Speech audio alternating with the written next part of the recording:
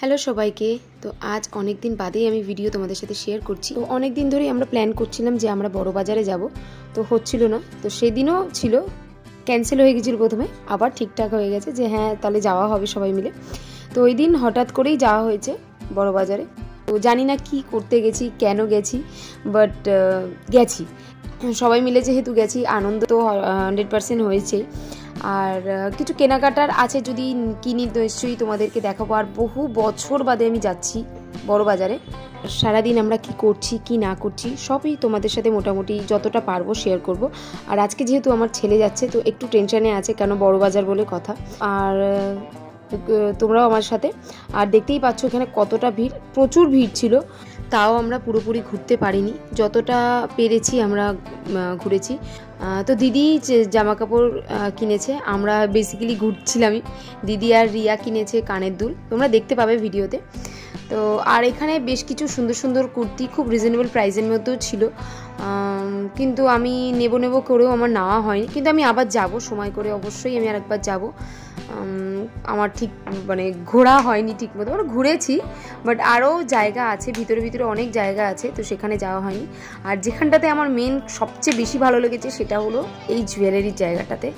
মানে কি নেই এখানটাতে। আমি আগের বারও এসেছিলাম, বাট এরকম এই জায়গাটাতে আমি আসিনি। যখন আমি 2-3 বছর আগে আমি এসেছিলাম, তখন এই জায়গাটা পার্টিকুলার এই জায়গাটাতে আসিনি।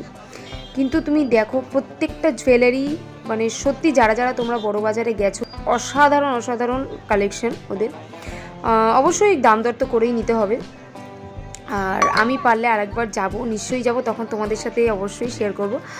আর রিয়া কানের দুল এখান থেকে নিয়েছে, আমি দেখেছি এখান থেকে, বাট আমার নেওয়া হয়নি। একটু টেনশনের মধ্যে থাকলে আমি কিছু করতে পারি না। তো যাই হোক, যাব নিশ্চয়ই আরেকবার, তখন তোমাদের সাথে আরও সুন্দর করে শেয়ার করব। আর এখানে রিয়া কানের দুল দেখছে সরস্বতী পুজোর জন্য। আর সেদিন তো বলতে গেলে প্রচুর আনন্দ হয়েছে। আর সবচেয়ে বেশি পিছনে লেগেছি আমরা মৌয়ের বিয়ে দিয়েই ছাড়বো আমরা সবাই। তো যাই হোক, তো এই নিয়েই ইয়ার্কি ফাজলামি করছিলাম ওর সাথে। লম্বা করে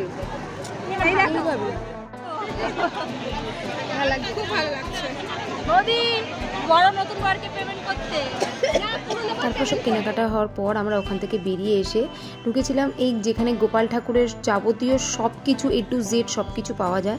আর কি সুন্দর সুন্দর ছোট বড় সব রকমের গোপাল ঠাকুরের অর্নামেন্টস রয়েছে, তো খুব ভালো লাগছিল দেখতে। আমি যদি এরকম গোপাল ঠাকুর আমার নেই, আমার মায়ের কাছে আছে, তো যদি নিই কখনো নিশ্চয়ই এখান থেকে পারলে আসবো আর একবার।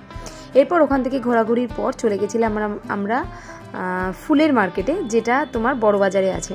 তো আমি এখানেও ফার্স্ট টাইম এসেছি, আমি দেখে আমার এত ভালো লেগেছে। আর চতুর্দিকে ফুল আর ফুল, মানে জাস্ট বলার কিছু নেই। সবাই জানো যারা যারা ফুল ভালোবাসে না, এমন পৃথিবীতে বোধ হয় কেউ নেই।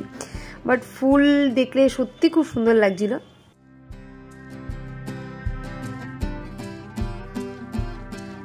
তো যাই হোক, ওখান থেকে দিদি নিয়েছে, দিদি রিয়া নিয়েছে। ওখান থেকে দেন আমরা বাড়ির দিকে রওনা হলাম। ওখানে খাওয়া দাওয়া করেছি, খাওয়া দাওয়ার পরে বাড়ির দিকে রওনা হলাম। এরপরে যখন বাড়ির দিকে ফিরলাম, দেখলাম আমাদের পাড়াতেই প্রোগ্রাম হচ্ছে, আমাদের পাশের মাঠটাতে। তো ওইখানে দাঁড়িয়ে কিছুক্ষণ দেখলাম, দেখে আমরা বাড়ি চলে গেলাম। তো চলো আজকের ভিডিওটা এই পর্যন্তই, দেখা হচ্ছে খুব শিগগিরই আর একটা নতুন ভিডিওতে।